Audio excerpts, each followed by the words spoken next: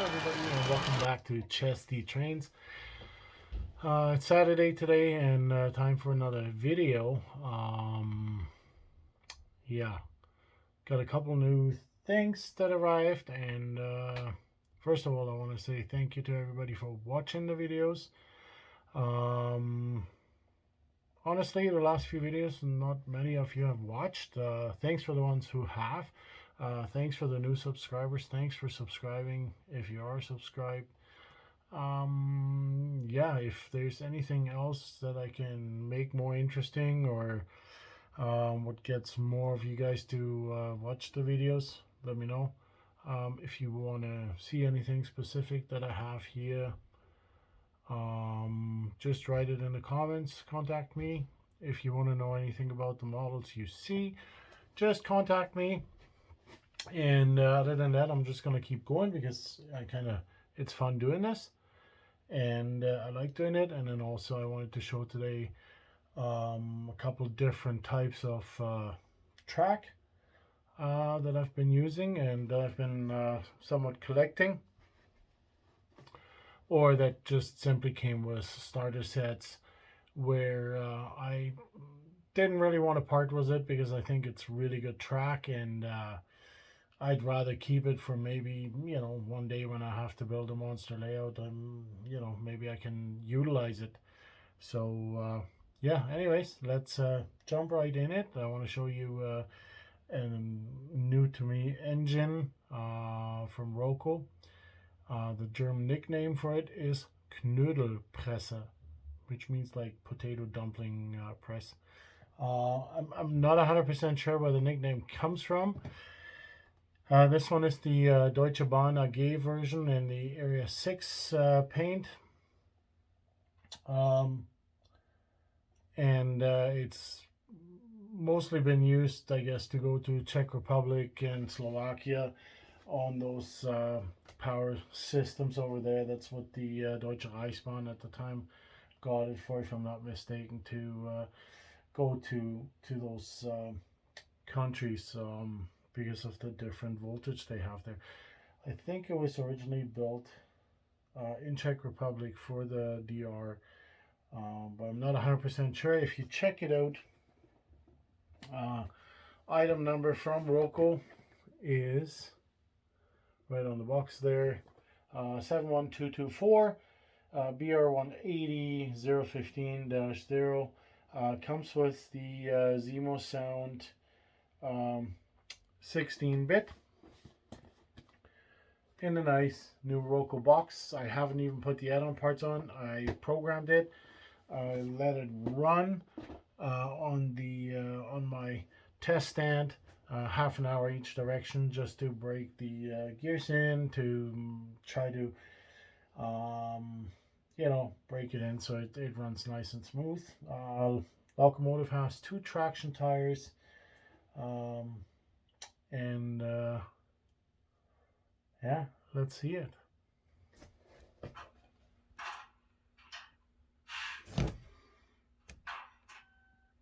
And here it comes. Startup sequence. As with all the new digital models, they always want to go through the whole cycle.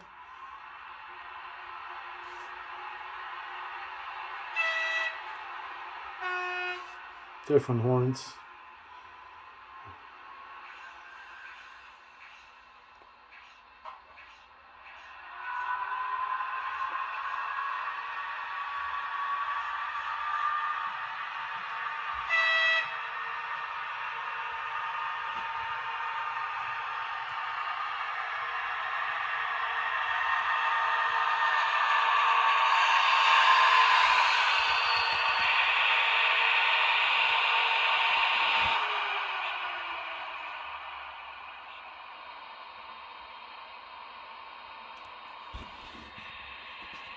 It's really hard to see the cap lighting, interior lighting. It even has the lighting of the dashboard. I'm not sure if one of them turned on now or if I have the wrong function. But anyways, like these louvers here, you can actually look through them into the engine.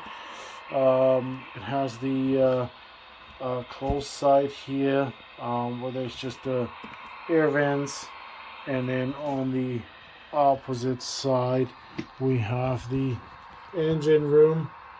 And yeah, just gonna hand you off, and I'm not sure now which light that one is. And it's this one here, yeah, so it nicely lines up. It's actually 4 LEDs in a row, and each window is 1 LED. Very nice detail on the roof, very nice detail in general. There's little glass windshields that go on the side here, or windscreens. There's some more detail for the front here, but even look at that grate where the shunting workers can stand on, or where the locomotive engineer can stand on to clean his windows here. Windshield wipers are attached. So this is not like the Vectron where you have to add a bunch of parts, but I will remove this coupler and then put a different front on there in order to close it all off. So it looks like the original with that little hook in the front and the hoses in the front. Very nice detail printing, all readable. The coolest thing is this locomotive has wheels, spoked wheels. So I don't know when the prototype was built originally, but I don't know when the West German side stopped to have spoked wheels on the electric locomotives, but I think that's a long time ago. But even the detail on the bogies here, like the springs and everything else, very nicely done. And it runs super smooth. It runs super smooth. Of course, it comes with all the typical functions. Again, they could have added maybe a couple more station announcements. Something, I don't know. Does this one even have one? I'm not 100% sure if it had a station announcement. I don't think so.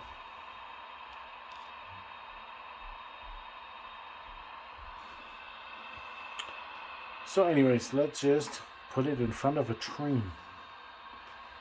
Okay, let's pick up some train cars.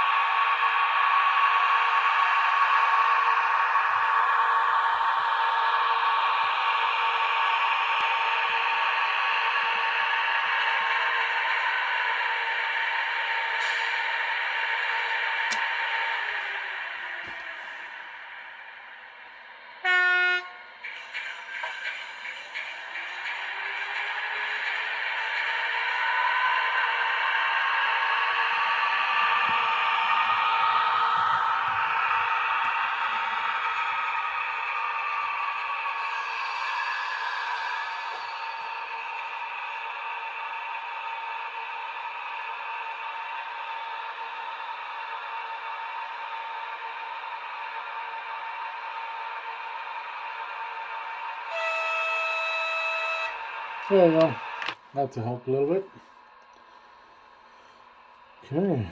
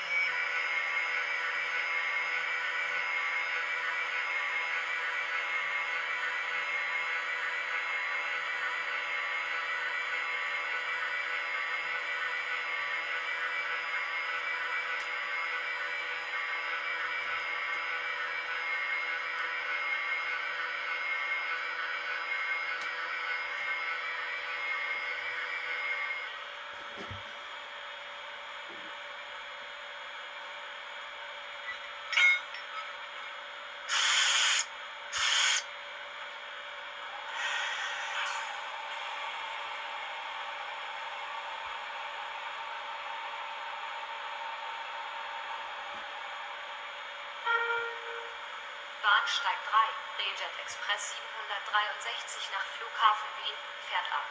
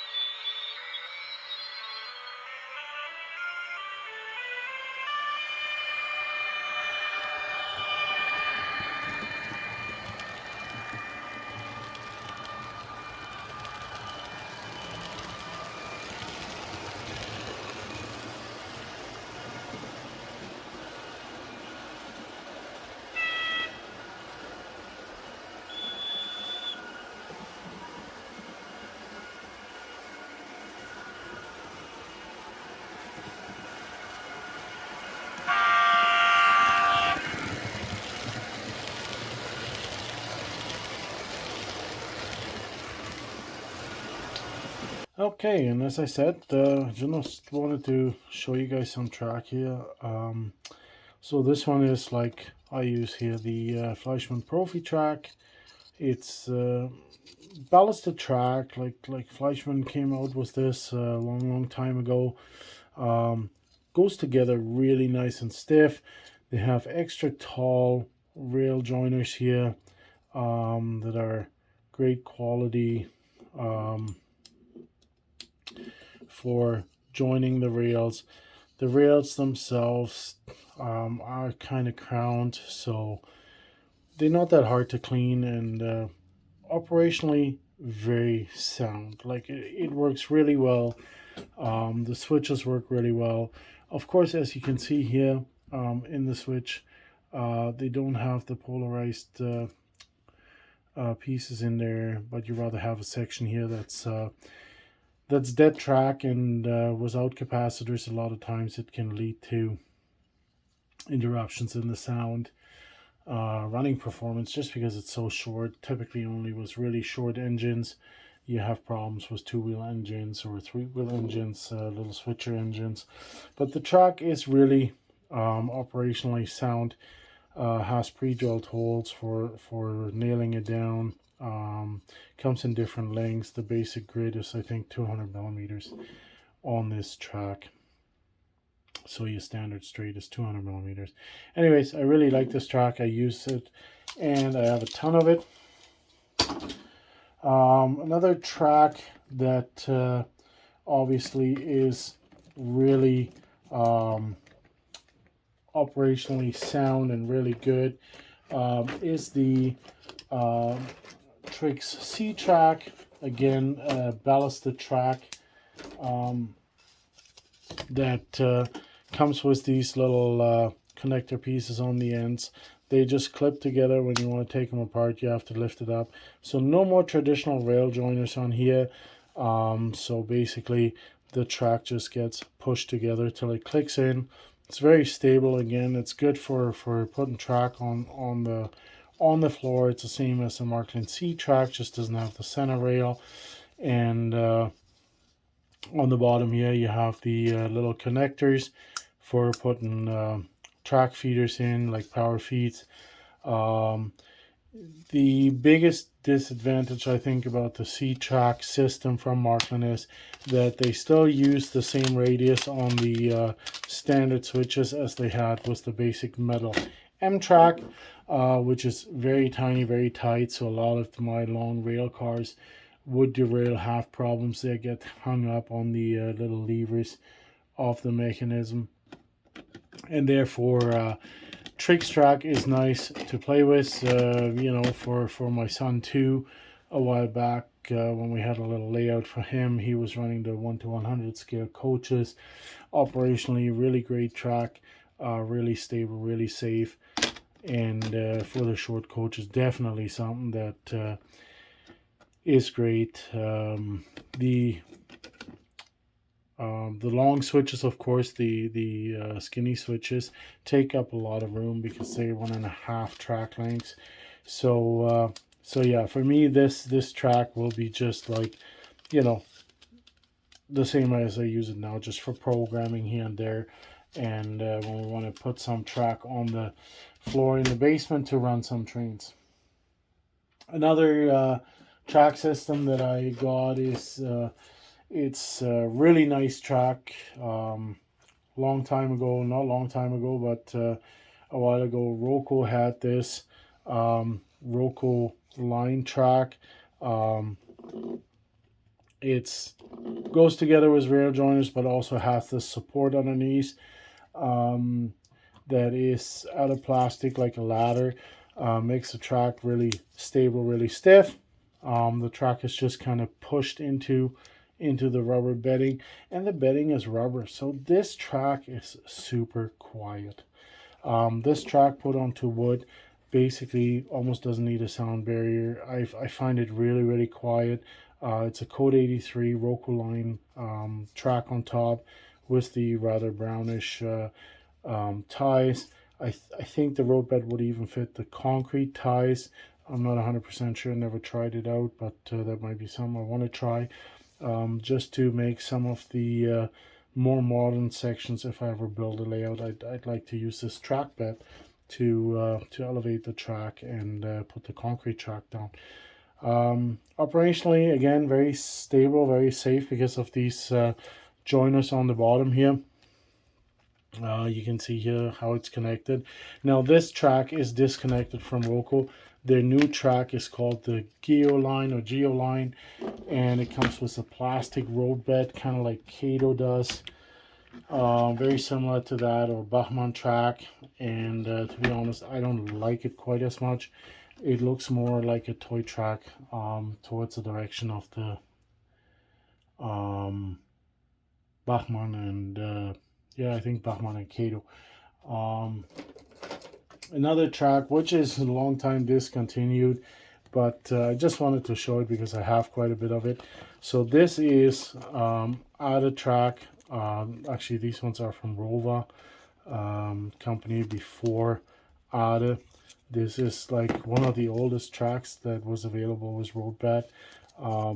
These sections clip onto a base plate that you bolt down onto your wood, or screw down onto your wood, nail down onto your glue down, whatever. And then this track will actually clip on there, and the little rail joiners here on the end, it's kind of tough to see, but they just slid on here. They're very short, and they basically just get pushed onto the next track as soon as they are laying flat next to each other.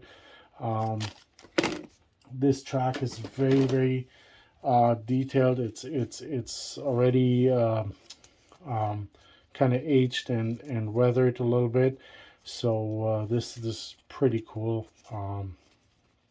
That might be something I use on a layout, you know, when where I don't need the modern trains to run as much, kind of like a siding, or kind of like a secondary line or something like that. But yeah, the switches too, I mean, it's phenomenal. The if you ever have a chance, just Google it. So this one is a Rova, R-O with the 2 dots on top, W-A track. There's also the Ada Gleis system, which is the same track, even weathered, even better. I have a few of those too. Interchanges with the Rova one, but yeah, it's getting harder and harder to find, especially the switches and crossovers. And you know, some of these tracks are considered like collector's items, and people go nuts for them and spend like €100 on a switch. So I really don't want to do that. This one here is the same track essentially, or the same bed, track bed. After the company Rova, or Rocal back then was the main company, went out of business, they had to part out the company Rova and And the track system was bought, all the forms for the track system was bought by a company called Conrad. Not Conrad Electronics, but spelled with a C as well, Conrad. And they kept making the track system, but of course they simplified it. The gravel, the roadbed itself wasn't quite as, you know, sophisticated anymore from the coloring wise as the original Rova track was. And then also they replaced the Code 83 track was a Code 100 track, so this track is a little bit higher than the Rova track was and the other track is. And so in that respect, doesn't really interchange that easily. Also the system of fastening it down became different. Here now you have screw holes or holes for nails inside the track, and basically you would have to nail these down, and there's little clips here that go into this track now, and then the next one gets pushed into that same clip in order to make them really tight, close together. So yeah, so those are the options for my visible track for the for my layout one day whenever I get to it, whenever I get some more space. I wanted to show you guys. Kind of thought, especially the Roco one is really neat, and I don't know why they discontinued this and went to this plastic track. I don't know if this was too expensive to manufacture or something, being 3-parted, I don't know, but I would think this rubber probably would be you know, maybe cheaper than the plastic they're using now. Plus they have these pre-printed lines or predetermined lines already in the roadbed where you have to cut these when they go on switches and kind of have to overlap. You know, you can cut the roadbed away and make this look like really good and really snugly. Like it's, I think it's a really good system. And same like the Roco switches here on the old Fleischmann track. Those switches actually have a turnout radius of like 640 millimeters, and that's what I really like about the Fleischmann Profi track. Even though they're such short turnouts, they still have quite the large radius, so that larger train cars and longer trains don't derail us easily, and are operationally really sound. So cool. That's just to the track. If you have any more questions, if you need anything more, if you want to know more about the track, let me know. Put it in the comments. Other than that, I think maybe we'll watch some more trains run. Oh yeah, guys, and then one other thing I still wanted to share is you know, how you can have on these Trix cars, the freight cars, they have the red taillights on there, so they can be your last car on your freight train, and basically indicate that they are the last car, right? Of course, it doesn't change with direction of travel, because it is the last car on a freight train, and freight train generally doesn't get pushed down the main line.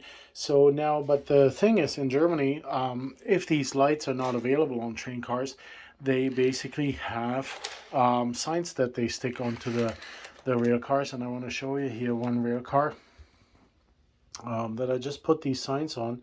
And if you look, there's these little signs on there, you know, with the red and white triangles like the old lanterns were, and those signs are actually made from brass. I'll show you guys here.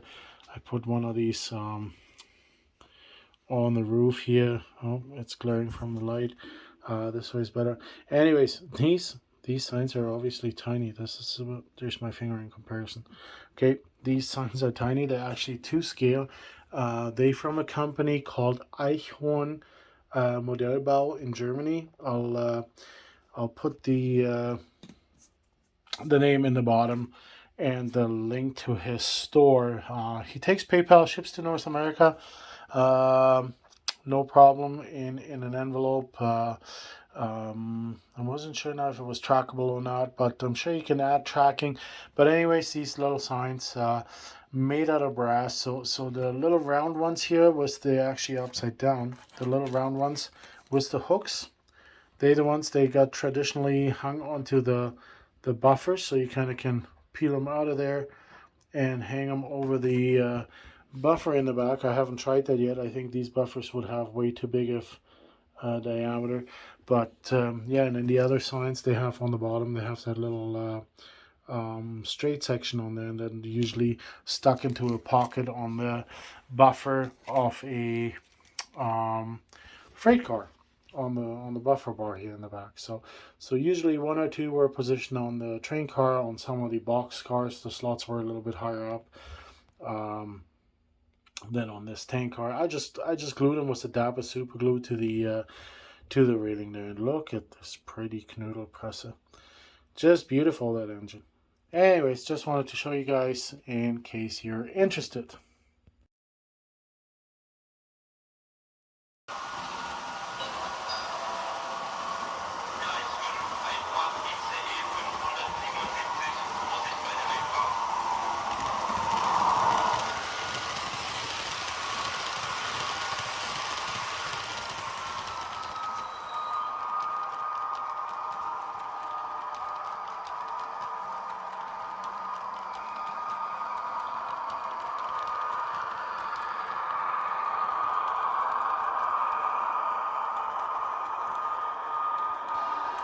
Yes, so there's another new addition to my ICE fleet. Now this one was supposed to be here way before Christmas.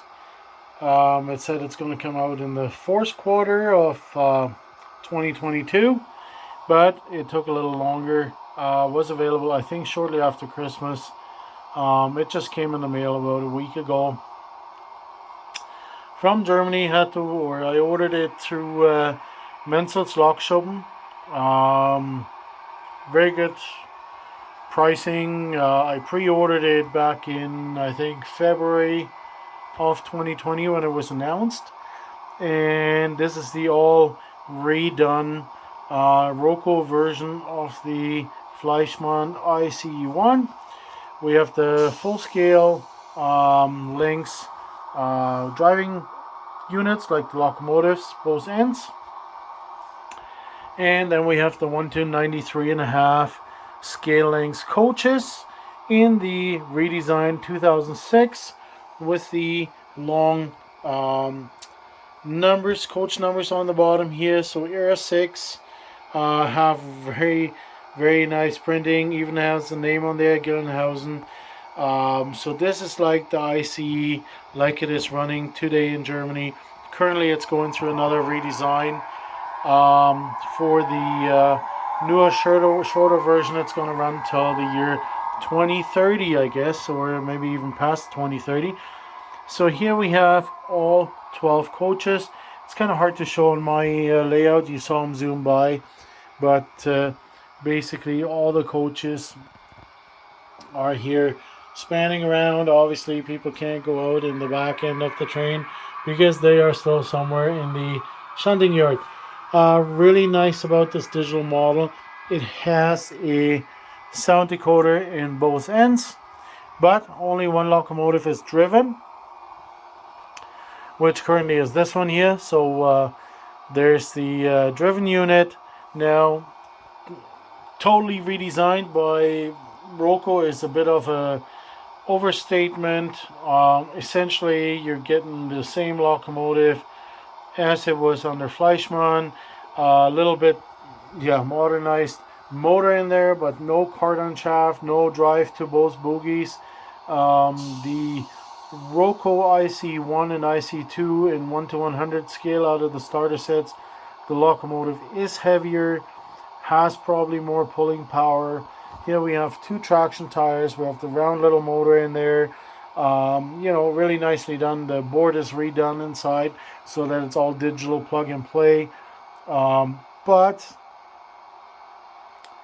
if I had a helix here, this train would not make it up the helix. I doubt that this locomotive will pull us up 2% grade, which would be really sad. At a cost factor, I don't know, I don't even want to say how much it costs. You can look it up online. how much it is, and go to Mensel's, deduct the 19 or 18% European tax. Then you know what your retail price is if you're in North America or in Australia, and then add about I think I paid 44 euros shipping. Was here in a matter of 10 days, so really good service by Mensel's from Düsseldorf. Anyways, the redesign is really only based on the printing, only based on the external features, that have changed since the last version. If we go over here, let's just grab one of these ICs. So this engine here is the original ICE from Fleischmann. I don't think much has changed now. They have the windshield wipers now as an add-on top part. Here it's casted on. The louvers just as detailed on this one as on this train. The roof itself very similar still. The pantograph got a little bit of a makeover to the more modern version. Also, this one only has the 2 gliders. This one is the new version with the 3. The detail of the printing, obviously, on the Fleischmann IC is still great, awesome, as it should be. And then here, this engine, they really haven't done much other than just the different printing style. It almost disassembles the same way. Obviously, it has LED lighting now. It's much nicer. It has sound functions, everything. Again, my complaint to Roco would be, why only one station announcement? You got like 10 more sound functions you can use. Why not use them for something and put some more station announcements on there, or some shunting things, or maybe the train can tell us a joke. I don't know. I'm sure there's more to be done than just that. And for the price, it was, sure, I got 2 sound decoders, but I only got 1 locomotive. I definitely think Roco should have done better and motorized both of these locomotives, especially considering they just went with the 1 driven bogie like on the old Fleischmann version.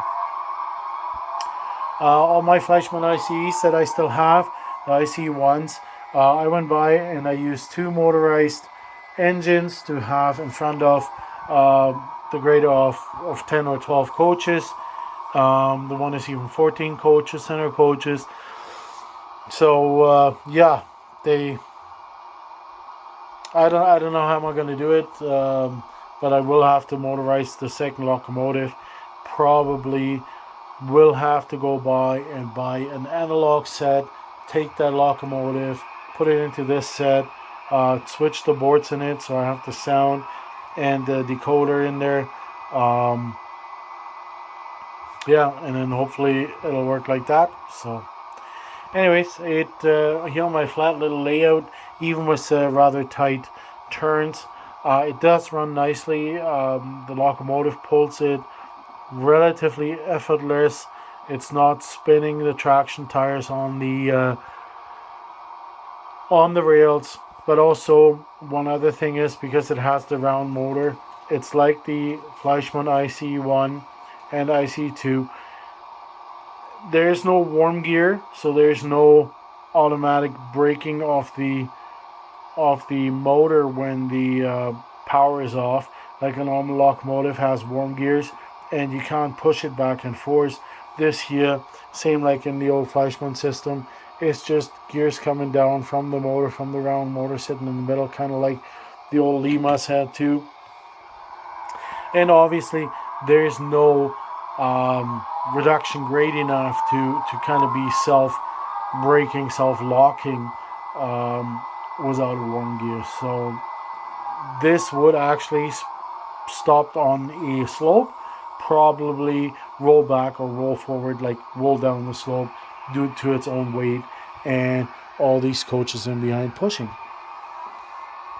We will see. Right now I don't have that problem. Right now I have more the problem that I want to break down a wall and make my layout bigger. and kind of be able to run these trains on a long layout. But I think what's going to happen, you're going to see this train run too in a video on Hans's layout sooner or later. So, stay tuned. But for now, just going to let it zoom a couple more times past the camera. And I want to say again, thank you all for watching my videos. Thanks for subscribing. Please stay with me. I'll try to deliver some more interesting content. And I think next time we'll talk about the scalings of passenger coaches and the different manufacturers, what they use for scalings.